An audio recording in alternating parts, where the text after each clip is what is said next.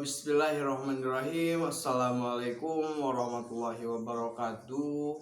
Izin memperkenalkan diri, nama saya Ali Pramdani, NIM 1807115 dari Prodi PGSD Penjas 5C.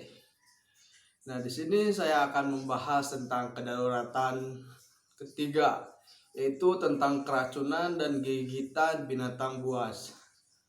Nah, yang pertama saya akan membahas tentang keracunan terlebih dahulu. Keracunan yaitu suatu zat yang masuk ke dalam tubuh dengan jumlah tertentu dan menyebabkan reaksi yang tidak sehat. Nah, penyebabnya yaitu bisa dari obat-obatan, makanan dan minuman yang kadaluarsa, zat kimia, serta makanan yang mengandung racun. Nah, pertolongan pertama pada keracunan tersebut adalah posisikan korban duduk dan dicondongkan ke depan. Terus biasakan penolong berada di pinggir korban. Selanjutnya adalah penolong harus memakai sarung tangan yang bersih karena buat merangsang korban untuk muntah dengan memasukkan jari ke dalam mulut si korban yang keracunan. Nah, bila korban tidak sadar, sebaiknya kita harus panggil ambulan dan bawa sesegera mungkin ke rumah sakit untuk menangani atau untuk pengobatan lebih lanjut. Nah, yang kedua adalah keracunan melalui pernapasan. Nah, gejala-gejala biasanya itu sesak napas, kulit mulai kebiruan atau napas berbau ataupun panas, serta batuk, sakit kepala, mual ataupun pusing. Nah, biasanya penyebab ini adalah menghirup gas beracun atau kebocoran gas industri. Nah, pertolongan pertama pada keracunan melalui pernapasan yaitu kita bawa ke tempat yang aman dan sejuk. Terus tenangkan korban terlebih dahulu, terus berikan oksigen sampai korban pernapasannya teratur dan mulai sadar. Yang ketiga adalah keracunan melalui kulit. Nah, penyebabnya itu bisa jadi dari zat kimia, dari bahan pertanian atau tanaman, serta binatang yang tersentuh binatang seperti ulat yang beracun ataupun yang di laut itu ubur-ubur. Nah, pertolongan pertama pada keracunan melalui kulit yaitu yang pertama buka pakaian korban yang terkena sengatan atau keracunan pada kulit. Kemudian siram dengan air yang mengalir, dan yang ketiga arahkan siraman tersebut dari bagian dalam terlebih dahulu sampai keluar. Nah, yang ketiga bawa ke rumah sakit untuk pengobatan lebih lanjut. Dan biasanya gejala-gejala yang timbul pada keracunan pada kulit yaitu kulit berwarna kemerahan, gatal-gatal, dipegang itu nyeri, bahkan bisa sampai melepuh. Nah, yang kedua yaitu gigitan dari serangga. Gejala yang dialami dari gigitan serangga yaitu kepala pusing, keringat dingin, sesak napas, demam, ataupun muntah. Nah, penanganannya yaitu dengan tumbuk halus bawang putih, lalu tutupi luka tersebut dengan bawang putih yang sudah dihaluskan tadi. Nah, itu cara tradisional. Nah, yang selanjutnya adalah gigitan dari ulat bulu atau sengatan dari ulat bulu. Nah, kita diusahakan jangan digaruk karena kalau misalkan digaruk akan semakin meluas dan bisa mengakibatkan juga iritasi. Nah, penanganan pada ulat bulu ini yaitu yang pertama bersihkan dulu bulu-bulu yang menempel, terus gunakan garam dan campurkan sedikit minyak kelapa. Lalu oleskan di bagian yang gatal. Kemudian tunggu sampai 30 menit. Lalu dibersihkan. Dan yang selanjutnya adalah gigitan serangga tomcat. Nah, biasanya tomcat itu berada di persawahan. Nah, tomcat ini dikenal mempunyai racun yaitu berjenis spiderin yang menyebabkan iritasi ataupun melepuh pada kulit manusia.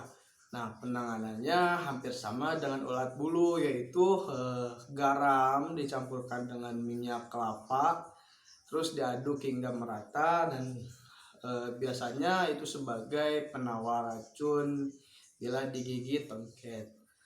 Nah, yang selanjutnya adalah lintah ataupun pacet. Nah, cara penanganan dari gigitan lintah yaitu beri alkohol atau garam di bagian mulut lintah agar lintah tersebut melepaskan dari gigitannya.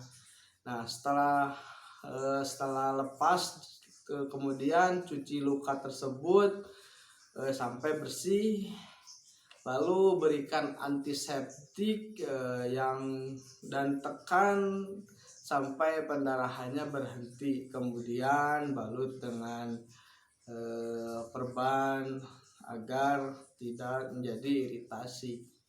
Nah, yang selanjutnya adalah gigitan ular. Nah, biasanya mengalami gejala bekas gigitan ular tersebut, kemudian sakit yang hebat, kemudian merah di sekitar bekas gigitan tersebut. Nah, dari gigitan ular tersebut dibedakan menjadi dua. Ada yang ular yang berbisa, adapun juga yang tidak berbisa.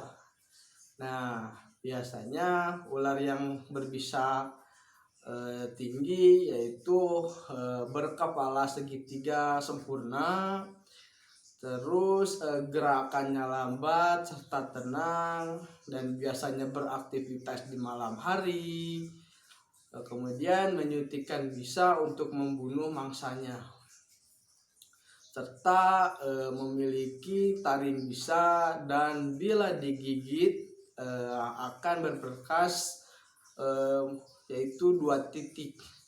Nah, sedangkan yang tidak berbisa yaitu biasanya kepalanya berbentuk oval atau bulat seperti telur. Nah, biasanya gerakannya cepat dan takut pada musuh. Kemudian membunuh mangsanya dengan melilit mangsanya. Kemudian biasanya ular yang tidak berbisa ini beraktivitasnya di siang hari dan biasanya tidak memiliki bisa taring. Nah, kemudian setelah menggigit, ular yang tidak berbisa itu langsung pergi. Nah, penanganan jika terkena gigitan ular yang berbisa atau tidak berbisa. Yang pertama adalah bersikap tenang. Diamkan di bagian yang digigit agar tidak menyebar kemana-mana, serta lepas semua perhiasan yang menempel di bagian Anda yang tergigit. Diri di daerah gigitan itu lebih rendah dari jantung. Kemudian bersihkan luka dengan menggunakan air yang mengalir. Kemudian tutup dengan kain bersih dan kering. Coba gunakan bidai untuk mengurangi pergerakan di daerah yang tergigit. Kemudian larikan atau rujuk ke rumah sakit agar mendapat penanganan yang lebih lanjut. Nah, yang berikutnya yaitu hal yang tidak boleh jika digigit ular yang berbisa. Nah, yang pertama yaitu menyedot atau menghisap bisa agar keluar dengan darah. Nah, yang kedua, menggosok atau mengompres dengan air panas ataupun air dingin. Nah, yang ketiga adalah mengikat terlalu keras pada luka gigitan. Nah, sebisa mungkin jangan terlalu keras karena jika mengikatnya terlalu keras bisa menjalar dengan cepat aliran darahnya. Nah, yang keempat adalah minuman yang beralkohol ataupun kopi. Yang kelima adalah mengejar ular tersebut dan menangkapnya. Nah, yang selanjutnya gigitan dari anjing. Nah, yang pertama lakukan biarkan darah mengalir sementara demi mengeluarkan kuman dari luka. Terus bersihkan dengan air mengalir, berikan antiseptik juga secara berulang-ulang karena lebih efektif akan membunuh kuman pada saat menit-menit awal. Kemudian segera bawa ke rumah sakit ataupun dokter agar terhindar dari penyakit tertentu akibat gigitan seekor anjing. Mungkin sekian yang bisa saya sampaikan pada kedaruratan medis 3 ini. Mohon maaf bila ada salah-salah kata. Wabillahi taufiq wal hidayah. Wassalamualaikum warahmatullahi wabarakatuh.